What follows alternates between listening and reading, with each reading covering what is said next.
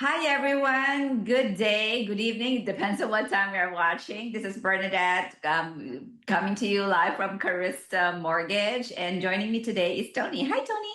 Hi, Bernadette. Thanks for having me. Hi, everyone.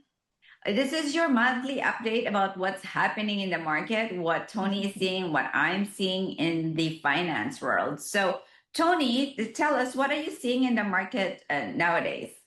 Okay, so I honestly thought, Bernadette, that my team and I were going to have a bit more of a rest this summer. That did not happen. And so I think like the data actually supports this too, right? The data is that there's a time lag there. But what we did see was a bit more of an active segment in July. And that's been reported in the statistics. So we saw that. However, we're giving you guys an update before the statistics are actually ready.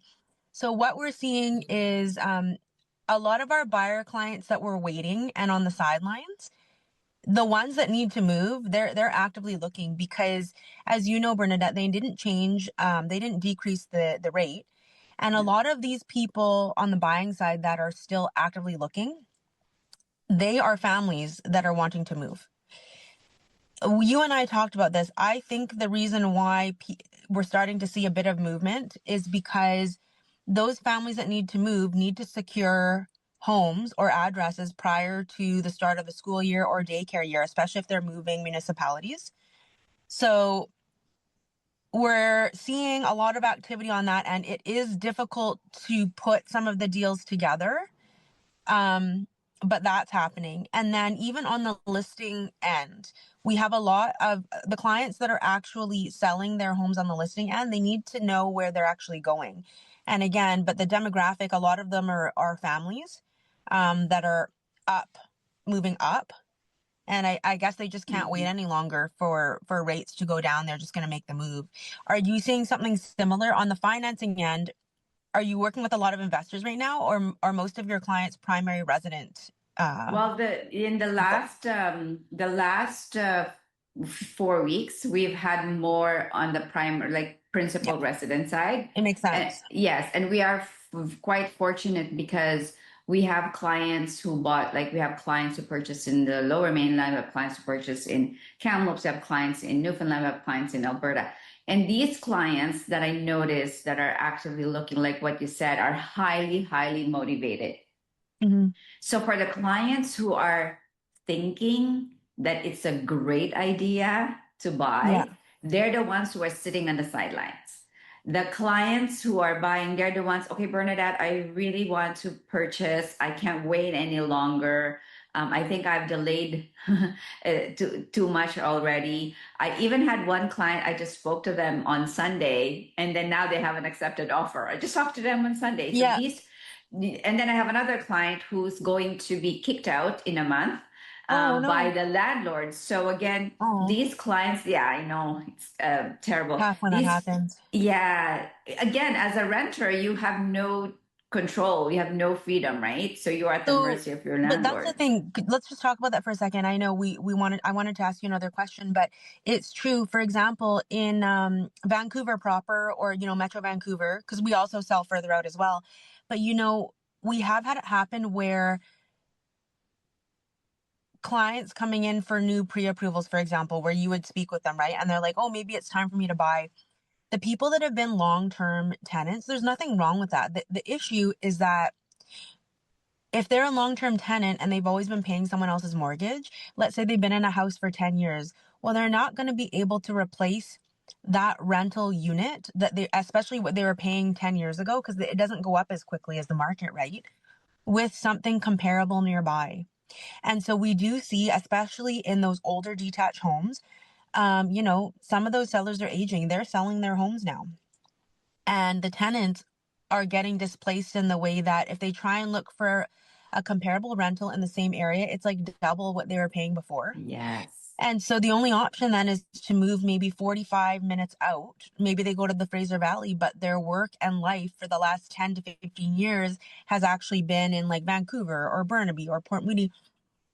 So I know that there's a large base of people where they're like, oh, happy, and there's nothing wrong with being a tenant, but happy being a tenant because their expenses are so low.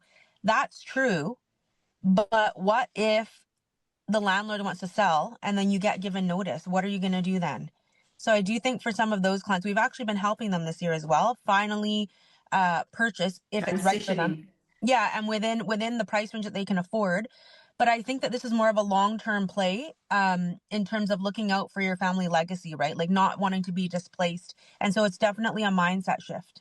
Yeah, a huge mindset shift. And then, unfortunately, for some people, they needed that kick in the pants for them to I move instead of know. thinking ahead of time. So that is the reality. So Yeah. for the people that you're seeing who are selling, what challenges are they facing? Oh Are my they gosh. facing challenges right now? Yeah, I mean, almost all of the contracts that we've had accepted this month on the listing end, the buyer's agent has asked for an extension. Now, Mm. logically, then for us, we want to know why they're requesting an extension because the seller has to agree, right? And in all of the cases, they're like, oh, financing. So, my question for you, Bernadette, is is that an act? Is that happening right now on financing, or are they using that, oh, we need an extension as a smokescreen to make sure that they want to go ahead with the purchase? Like, technically, that's not allowed, but how long are you guys seeing for proper commitment letters right now? Yes, so if 7 to 10, if we are given 7 to 10 business days, we meet that deadline. But Okay. if we are given only, there's one that I had to ask for an extension because it was so tight. It was like 3 days, and the third day was like a Friday. Oh, So I'm yeah. like, okay, I need an extra day, but we did it in 5 days still. I And mean, that seems so, reasonable to me yes, because that's a short timeline. This was right. like 5 days. There was a holiday though, so I could get that. And then they asked for a full week. I'm like, why do you need a full week unless you didn't have all the documents beforehand? Exactly. So when we asked for an extension, we just added an extra couple of days, but not a full week. So now that we're talking about financing, again, how important it is for all of you who are watching that you get an actual pre-approval than a pre-qualification. A pre-qualification, maybe they were pre-qualified, not pre-approved by the lender. A pre-qualification just means what's your income, what's your savings, and how's your credit. Like they ask you the question and then they just key it in. And I'm like, oh, it looks like you can purchase for 500,000, go buy. And then when you find someone, come back. So a lot of brokers or bankers prefer pre-qualification than a pre-approval because pre-qualification is quick. And they did a study, they said only 90% of clients who are pre-approved don't buy.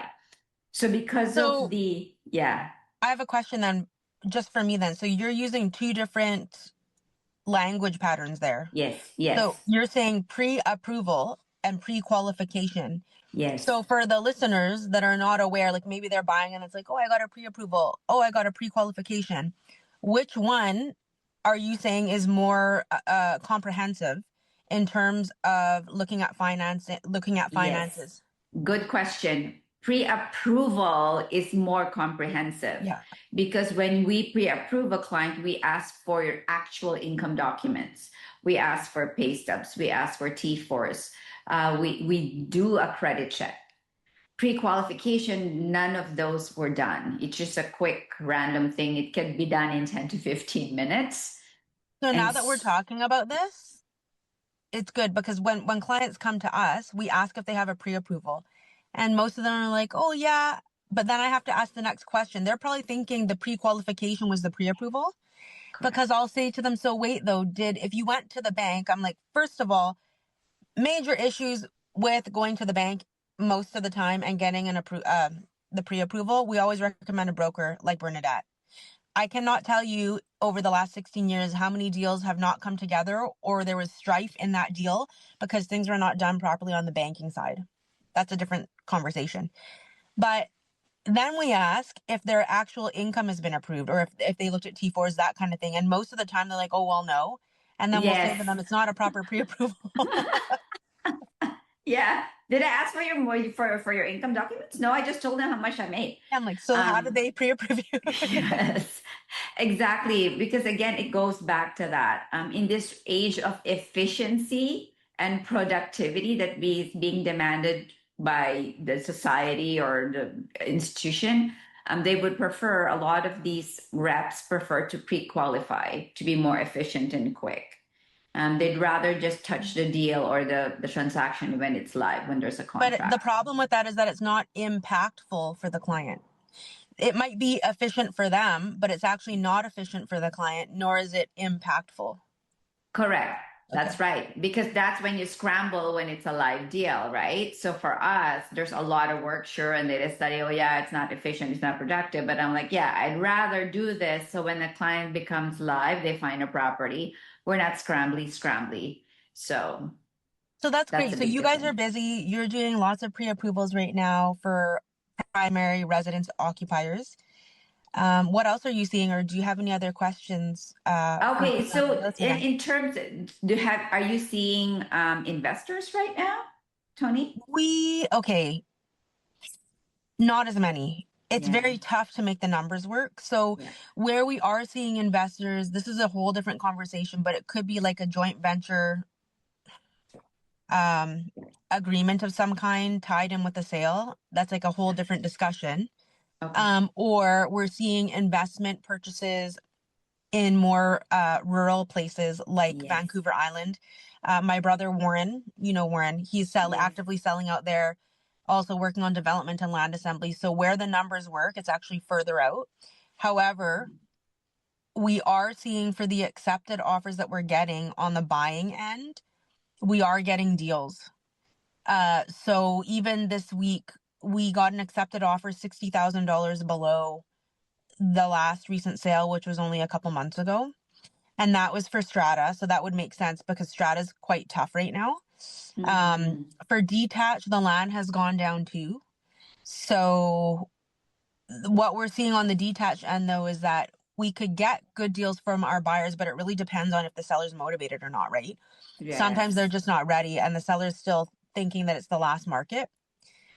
So then we would just leave it. There's no If point. you are making an offer, final question, if you're making an offer, how do you know if the seller is motivated or not? Oh, that's such a good question, Bernadette. So we look at a few things. You can't really know for sure No. unless you put pen to paper and see what Yes. they do. We try and explain that to clients, although sometimes there could be a cardinal error by the realtor or something. Do you know, not on our end, but it's like, oh, they basically told us this person needs to sell. I mean, if Mm. you're a listing agent, you really need to protect your client and not do that. Yes. But Yes. if I'm the buyer's agent and now I know that, we're coming for it. Like we're Yes. gonna get it. But Yes. yeah, I think that sometimes, so this is what's happened. This is interesting for anyone who's buying, and maybe you've written an offer that you think is on the lower end, but it's fair market value today. Sometimes what'll happen is if you're the buyer, you're gonna write low. The seller is gonna give you a reflex no. They're gonna counter you super high, almost at the listing price in some cases. That doesn't mean that they're not motivated. Mm-hmm. It also matters how the delivery of the offer happened. So there's one thing is in writing. What did they actually do? We gave them this. Their actions said that they're not motivated, maybe, but also it depends on the delivery. On like how did we come to that pricing and the terms in the contract? And I'm finding that most of the deals we're doing these days, the only people that are able to survive in this market are real estate representatives that know what they're doing. And so Mm-hmm. actually, even though it's harder for the negotiation, we've been working with such skilled agents that it actually makes our job a bit easier once it gets accepted. Mm. There, yeah, It's because you're good. able to deal in a professional manner. That's right. Or like they know it. This is actually this one thing is an issue. So how are we going to work around it to make sure that both clients are satisfied? Do you know what I mean? Because in an Yes. upward market, you get a lot of agents that don't have very much experience and it's not difficult to sell anything. You list it, it sells.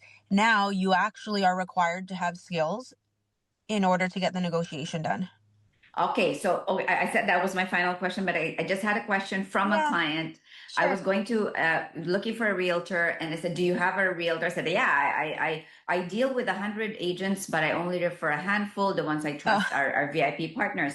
And she says, "Can you refer me someone who gives me cash, like oh, we don't who do gives money that exactly?" So because can you? it's Yes, yeah, I yeah, said, you know what? The partners I have, they don't do that because I believe in the quality of their work. So what can you address that? Like yeah. when agents do that. I can. And you know what? Nothing against those agents. I guess that's a business practice thing, and it could be a business model thing.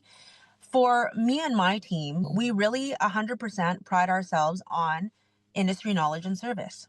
And we always, always, always put our clients' needs above our own. So it's always about the client. And I feel like in this industry, for being in it for so long, if you're a true professional, like in any industry, you will not do a Yes. kickback because it speaks Yes. to the fact that you probably don't know what you're doing or you can't even stand up for your service. If I can't stand up for my service, then how am I supposed to negotiate you the best possible price, terms, and conditions? Like it's not compatible. So if that person was asking for that, I think that obviously for somebody like us, we would not be the right agent to represent them. No. And I think unfortunately in those cases, sometimes what happens is those people may, if they get an agent to agree, they may think they're saving money in the short run, but I don't think it's very possible that something wasn't done properly or caught on due diligence. So, yeah, there's no professional that I know that's really good at what they do that would allow that. Yes, that well said. Is No that okay? professional would. I'm No. just speaking from the heart. Yes, yes, it's so true. Like if you think your work is the quality is X, why would you lower it Now, in order to get the I will say business, one thing right? though, and I probably shouldn't say this, but I will. In scenarios where we've had like amazing, amazing certain clients where I knew that they were struggling, yeah, maybe we would might have helped a bit or like skim something off the like, do you know what I mean, to make it easier for them. But Yes, we actually never do it when we're asked. The only yes, times we've offered it are correct. when I'm like, these people really need it, and I actually want to. I It's want to. to help them out of based on knowing their situation. Not I Yeah. basically what I'm here to say. I don't want you to choose me because of money. Yeah, I I'm not want gonna you do to that. choose me because of the quality of my work. Yeah. So Yeah. so there you go. The same with us. We've had clients who ask the same questions, and we say, well, especially referral, right? Oh, if I refer you, could you give me money? I said, I want you to refer me because you want to make a difference to your friends and family, not Well, because that's you're why we getting refer you. money. Wait, just final comment, because I know that we both have appointments to get to. This is exactly why we're confident in referring your services to our clients. We don't get a kickback. Let's be clear. Clients, we don't get a kickback. The reason why we refer you to Bernadette, and we also have a handful of other brokers, like depending on where people are, it's because we know that they're going to be able to do it properly and service you properly. So there's nothing in it for us except for the fact that we know you'll be looked after. The same with us. We will not refer a realtor because we're going to get a kickback because No. our reputation, our heart, our relationship is deeply, deeply important and more, that's like bajillion dollars worth. Yeah. So Yeah. anybody here watching, if you are interested in knowing more about the market, any real estate questions, we're attaching here the contact for Toni. If you ask me if the property you're buying is a good deal or not, I'll say I don't know in complete honesty and transparency because I wouldn't know.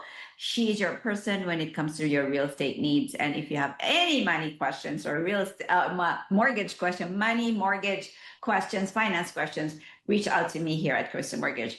Parting words, Toni. Oh, I'm so happy to see you, my friend. That's all. And I hope that everyone enjoys the remainder of summer. And I'm looking forward to a good fall market too. We'll see what happens. See what happens. Thank you, everyone. Enjoy the rest of your day. Bye.